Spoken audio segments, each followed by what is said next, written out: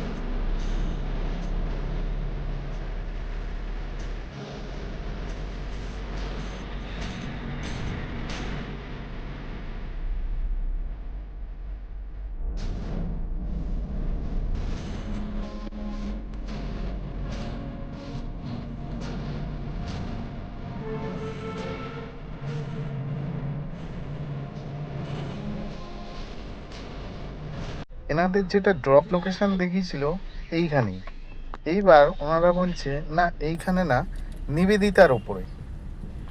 তখন আমি এই রাস্তাটা ধরলাম। এই রাস্তাটা অনেকেই চেনেন আপনারা, নিবেদিতা থেকে দক্ষিণেশ্বর আসার দারুণ একটা রাস্তা, গলির ভেতর দিয়ে, পাড়ার ভেতর দিয়ে দারুণ রাস্তা। আবার দক্ষিণেশ্বর থেকেও নিবেদিতা ওঠা যায় এই রাস্তাটা ধরেই।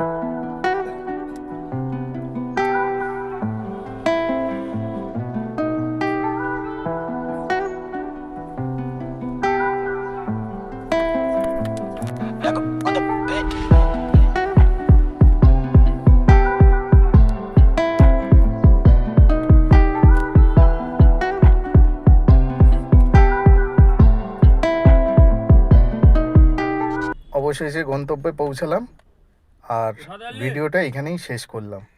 দেখুন এদেরকে।